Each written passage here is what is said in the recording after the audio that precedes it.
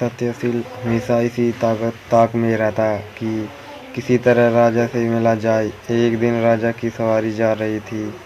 गर्मी अधिक होने के कारण राजा चंद्रसेन को बहुत तेज प्यास लग रही थी।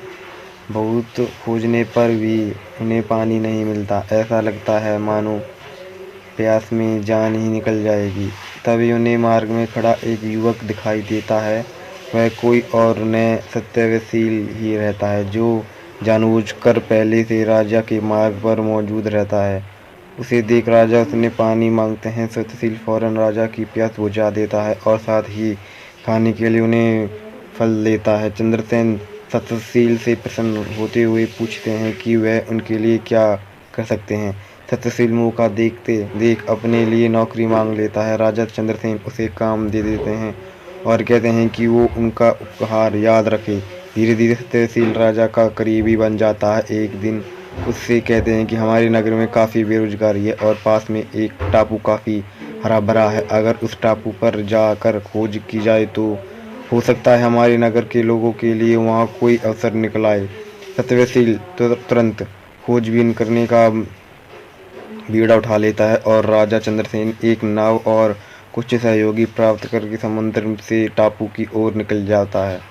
टापू के पास पहुंचते ही सत्यशील एक झंडा पानी में तैरता नजर आता है। उसे देख सत्यशील तुरंत हिम्मत करके पड़ताल करने के लिए पानी में कूद पड़ता है। सत्यशील अचानक खुद को टापू की जमीन पर पाता, जहाँ एक सुंदर युवती संगीत सुन रही होती है। वहाँ टापू की राजकुमारी होती है और उसके पास अन्य युवतियाँ भी होती हैं। सत्यशील उसे अपना परिचय देता है और राजकुमारी सत्यशील को भोजन करने का प्रस्ताव देती है और खाने से पहले एक पानी के छोटे तालाब में स्नान करने को कहती है।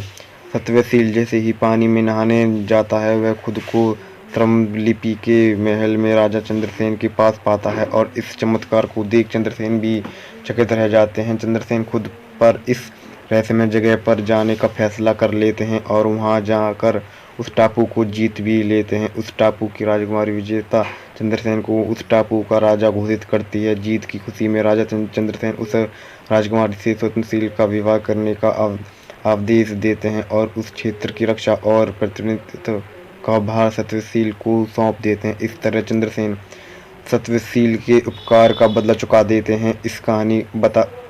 इतनी कहानी बताकर वो बेताल चुप हो जाता है और राजा विक्रम से परीक्षा करता है कि दोनों में से अधिक बुद्धिमान कौन, सत्यशील या टापू जीतने वाला राजा चंद्रसेन।